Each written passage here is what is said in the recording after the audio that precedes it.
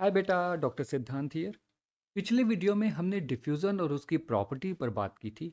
आज हम चर्चा करेंगे कि वे कौन कौन से फैक्टर्स हैं जो डिफ्यूज़न को प्रभावित करते हैं। साथ ही हम यह भी देखेंगे कि डिफ्यूज़न का पौधों में क्या सिग्निफिकेंस है।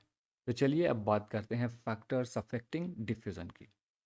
डिफ्यूज़न मॉलिक्यूल के साइज के इन्वर्सली प्रोपोर्शनल होता है। यानी जैसे जैसे मॉलिक्यूल का साइज कम होता जाता है, डिफ्यूज़न का रेट बढ़ता जाता है।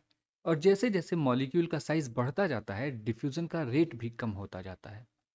कुल मिला के मॉलिक्यूल का साइज जितना छोटा होगा, डिफ्यूज़न उतनी ही तेजी से होगा। इसका कारण यह है कि जब एक छोटा मॉलिक्यूल किसी मीडियम में डिफ्यूज होता है, तो वो मीडियम के इंटर मॉलिक्यूलर स्पेसेस से आसानी से गुजर जाता है। साथ ही उसे मीडियम के मॉलिक्यूल के साथ कम कोलेजन का सामना करना पड़ता है। कम कोलेजन होने के कारण उसे कम रेसिस्टेंस मिलता है, जिससे उसका डिफ्यूजन तेज हो जाता है। जबकि बड़े साइज के मॉलिक्यूल्स इन स्पेस से आसानी से नहीं गुजर पाते। उन्हें मीडियम के मॉलिक्यूल के साथ अधिक कोलेजन का सामना करना पड़ता है। अधिक कोलेजन होने के कारण उन्हें ज्यादा रेसिस्टेंस मिलता है और उनका डिफ्यूजन धीमा हो जाता है। इसे ऐसे समझ सकते हैं जैसे किसी भीड़ से एक छोटा सा बच्चा लोगों के बीच से आसानी से निकल जाता है, जबकि एक बड़े और भारी व्यक्ति को निकलने में कठिनाई होती है। साइज की तरह ही डिफ्यूजन का रेट मॉलिक्यूलर मास के भी इन्वर्सली प्रोपोर्शनल होता है। यानी जैसे जैसे मॉलिक्यूल का मास बढ़ता जाता है, डिफ्यूजन की स्पीड कम हो जाती है, और जैसे जैसे मास कम होता जाता है, डिफ्यूजन तेज होता जाता है। ऐसा इसलिए होता है क्योंकि भारी मॉलिक्यूल्स की वेलोसिटी कम होती है। वे धीरे धीरे चलते हैं, इसलिए एक जगह से दूसरी जगह पहुंचने में ज्यादा समय लेते हैं। इस कारण उनका डिफ्यूजन भी धीमा होता है। वहीं हल्के मॉलिक्यूल्स की वेलोसिटी ज्यादा होती है। वे कम समय में ज्यादा से ज्यादा दूरी तय कर लेते हैं, और उनका डिफ्यूजन भारी मॉलिक्यूल्स की तुलना में तेज होता है। ये बिल्कुल वैसा ही है जैसे 120 किलो का एक आदमी और 50 किलो का एक आदमी एक साथ दौड़ना शुरू करें, तो जाहिर है 50 किलो वाला व्यक्ति ज्यादा तेज दौड़ेगा। ठीक इसी तरह कम मॉलिक्यूलर मास वाले मॉलिक्यूल्स की वेलोसिटी ज्यादा होती है, इसलिए उनका डिफ्यूजन भी ज्यादा होता है। उदाहरण के तौर पर हम हीलियम और ऑक्सीजन को ले लेते हैं। हीलियम का मॉलिक्यूलर मास 4 है, जबकि ऑक्सीजन का मॉलिक्यूलर मास 32 है, जो हीलियम की तुलना में अधिक है। इस कारण हीलियम के मॉलिक्यूल्स ऑक्सीजन के मॉलिक्यूल्स की तुलना में ज्यादा तेज गति करते हैं। इस कारण उनका डिफ्यूजन भी अपेक्षाकृत तेज होता है। अब बात करते हैं टेम्परेचर की। टेम्परेचर बढ़ने पर डिफ्यूजन का रेट बढ़ जाता है। यानी टेम्परेचर और डिफ्यूजन रेट एक दूसरे के डायरेक्टली प्रोपोर्शनल है। ऐसा इसलिए होता है क्योंकि टेम्परेचर बढ़ने पे मॉलिक्यूल्स की काइनेटिक एनर्जी बढ़ जाती है, जिस कारण उनकी वेलोसिटी बढ़ जाती है, और वे कम समय में अधिक दूरी तय कर लेते हैं और तेजी से एक स्थान से दूसरे स्थान तक फैलते हैं। टेम्परेचर की तरह डिफ्यूजन सरफेस एरिया के भी डायरेक्टली प्रोपोर्शनल होता है। यानी जैसे जैसे सरफेस एरिया बढ़ता जाता है, डिफ्यूजन का रेट भी बढ़ता जाता है, और जैसे ही हम सरफेस एरिया को कम करते हैं, डिफ्यूजन का रेट भी कम हो जाता है।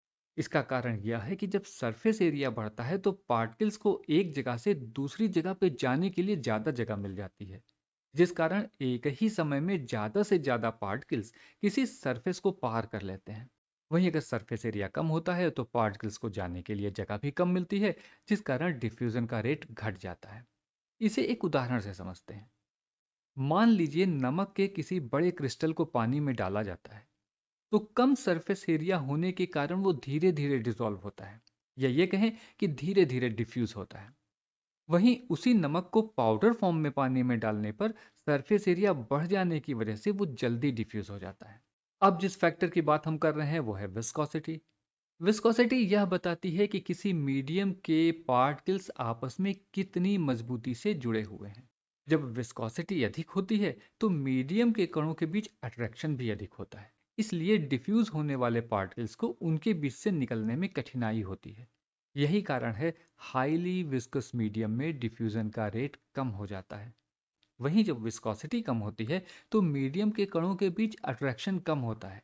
इसलिए मॉलिक्यूल्स उनके बीच से आसानी से गुजर जाते हैं और डिफ्यूजन का रेट बढ़ जाता है। अब चलते हैं कॉन्सेंट्रेशन ग्रेडियंट पर। डिफ्यूजन कॉन्सेंट्रेशन ग्रेडियंट के डायरेक्टली प्रोपोर्शनल होता है। यानी जैसे जैसे कॉन्सेंट्रेशन ग्रेडियंट बढ़ता जाता है, डिफ्यूजन का रेट भी बढ़ता जाता है, और जैसे ही कॉन्सेंट्रेशन ग्रेडियंट कम होता है, डिफ्यूजन का रेट भी कम हो जाता है। इसे हम रोजमर्रा के एक उदाहरण से समझते हैं। हम जानते हैं कि मई जून की गर्मियों में एटमॉस्फेयर में ह्यूमिडिटी यानी वाटर वेपर कंसंट्रेशन नेग्लिजिबल होता है। ऐसे में जब हम गीले कपड़े फैलाते हैं तो वो जल्दी सूख जाते हैं। इसका कारण है एटमॉस्फेयर और कपड़ों के बीच वाटर का कंसंट्रेशन ग्रेडियंट होना। मान लो गीले कपड़ों में वाटर 100 है और एटमॉस्फेयर में ये 0 है, तो वाटर इन क्लोथ हुआ 100, वाटर इन एटमॉस्फेयर हुआ 0। तो कॉन्सेंट्रेशन ग्रेडियंट क्या है? C1 - C2 यानी 100 - 0, ये हो गया 100। इस हाइयर कॉन्सेंट्रेशन ग्रेडियंट के कारण वाटर वेपर तेजी से कपड़ों से एटमॉस्फेयर की ओर डिफ्यूज होने लगती है और कपड़े जल्दी सूख जाते हैं। वहीं ठंडियों में जब एटमॉस्फेयर में ह्यूमिडिटी या कोहरा बहुत ज़्यादा होता है, तब एटमॉस्फेयर और कपड़ों के बीच यही कॉन्सेंट्रेशन ग्रेडियंट कम हो जाता है। मान लो गीले कपड़ों में वाटर का कॉन्सेंट्रेशन 100 है और एटमॉस्फेयर में ये 40 है, तो वाटर इन क्लोथ हुआ 100, वाटर इन एटमॉस्फेयर हुआ 40। तो कॉन्सेंट्रेशन ग्रेडियंट क्या होगा? C1 - C2 यानी 100 - 40, ये हो गया 60। अब ध्यान दो, पहले की तुलना में ये कॉन्सेंट्रेशन ग्रेडियंट कम है। इसी कारण वाटर वेपर का डिफ्यूजन धीमा हो जाता है और कपड़े देरी से सूखते हैं। अब बात करते हैं कि प्लांट में डिफ्यूजन का क्या सिग्निफिकेंस है। डिफ्यूजन ट्रांसपायरेशन की प्रक्रिया में एक अहम रोल निभाता है।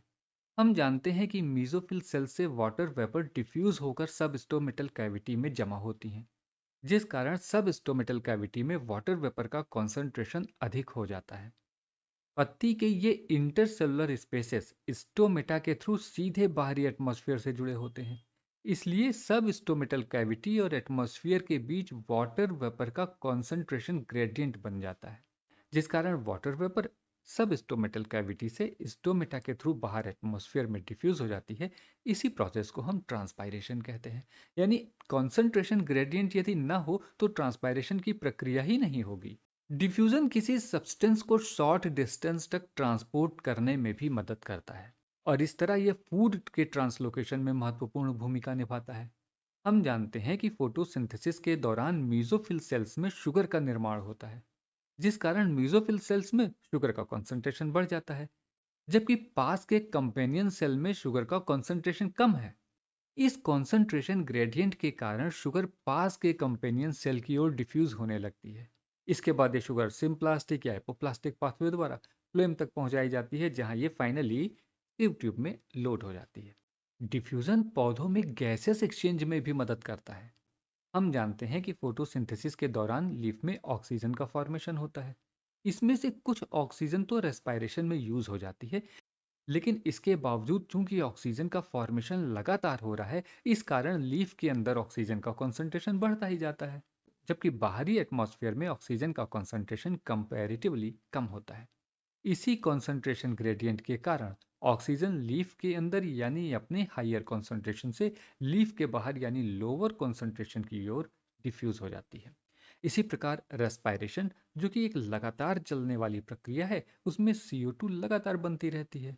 दिन के समय फोटोसिंथेसिस की प्रक्रिया में इस CO2 का लगातार उपयोग होता रहता है, जिस कारण लीफ के अंदर CO2 के कॉन्सेंट्रेशन में कमी हो जाती है, जबकि बाहरी एटमॉस्फेयर में CO2 का कॉन्सेंट्रेशन अधिक होता है।